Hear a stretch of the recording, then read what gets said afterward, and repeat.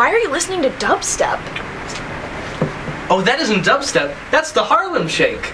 I didn't know you listened to club music, Kenneth. Oh, I just listen to anything on the Katy Perry Pandora station. That makes a lot of sense. But back to my original question. Geoff?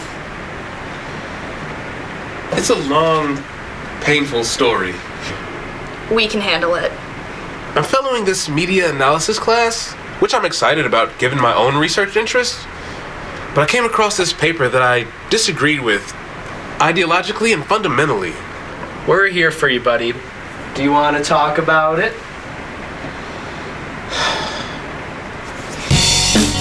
You always help me when I'm feeling stuck. So let me help you when you feel you suck. 'Cause you're amazing. And when you start to doubt it, do you maybe want to talk about it? How about you read your paper out loud and we can talk through some of my comments as we go? Sure. The song Harlem Shake, authored by Bauer, has heralded a cultural revolution, the likes of which have never been experienced before in American popular culture. If the music scene was rocked by the advent of the reggaeton-infused dubstep, it was nothing in comparison to the way the digital world was revolutionized by a proliferation of viral videos responding to the original video. So, I did have a question about your marginal comments here where you wrote, what about the fact that Bauer jacked an extant dance style and perverted it beyond recognition? Yeah?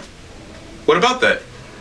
I see that as a strength. In beautiful symmetry with a film industry that adapts and updates classics to our millennial age, Bauer and the subsequent videos introduced the same approach in music. Adapts and updates? How about culturally appropriates? So, artists creating deep and meaningful art that engages in an active dialogue with the current culture is against your principles? Considering the Harlem Shake as art is against my principles. That's why it's impossible for me to take your paper seriously. Why do you have to be so mean? Ugh.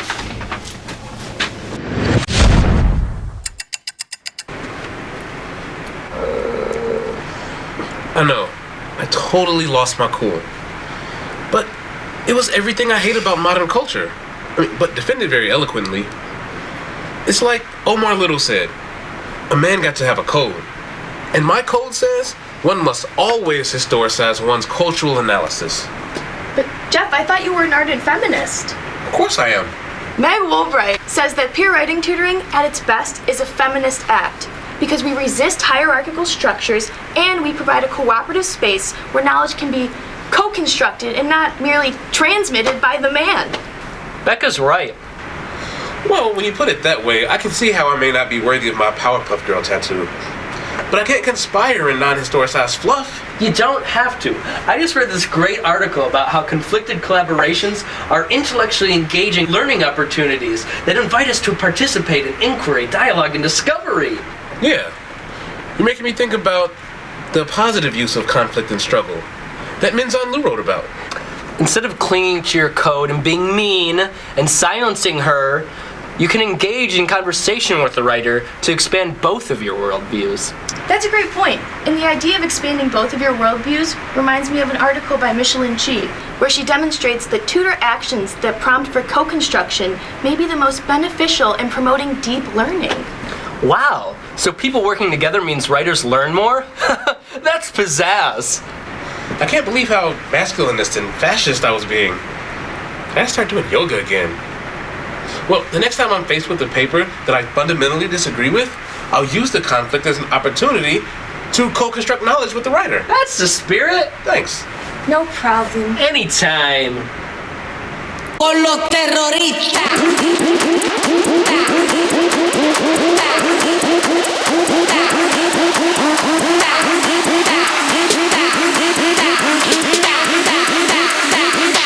And do the Harlem Shake. I'd like to apologize for not honoring our ideological conflict and essentially silencing you the other day.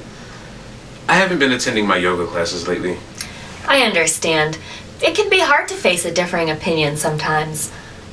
I took your advice that you gave me in your comments and contextualized my argument about Law and Order by comparing it to a different show.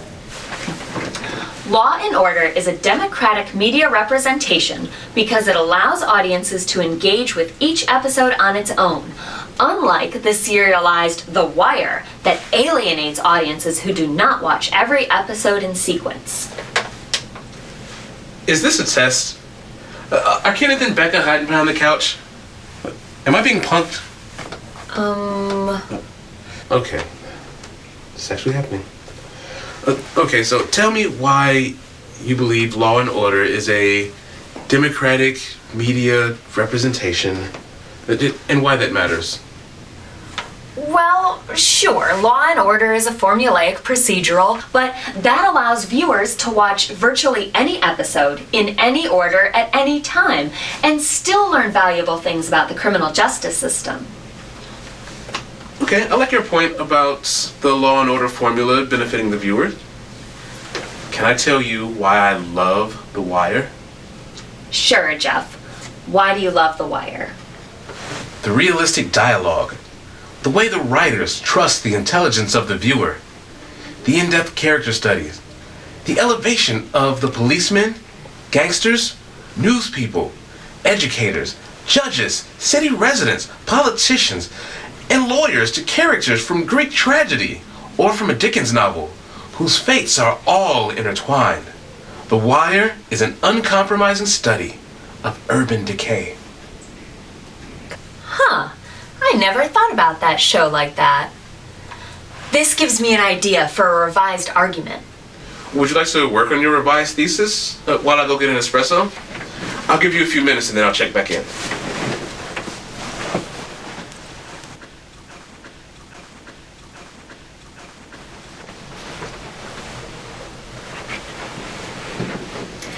What do you think about this? Law and Order is a postmodern media representation that allows audiences to engage with each standalone episode's case study of the legal system, while The Wire relies on a pre-modern Dickensian serialization that requires audiences to watch every episode in sequence to fully understand its social commentary. Both allow viewers to get a detailed understanding of the complexities of the criminal justice system and the varying motivations of the stakeholders within it. Amber, this feels like Amsterdam, with the cops and the drug dealers working things out to co-create an outcome. Thanks, Geoff. I know that you disagree with my opinions about popular culture, but this was really productive. Is that orange juice? Do the Harlem Shake.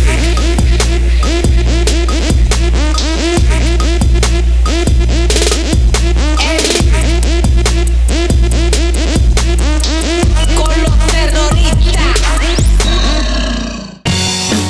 I feel like I have learned so much from you. So can I help you see your work anew? 'Cause you're amazing. And when you start to doubt it, do you maybe want to talk about it? Because maybe I help you.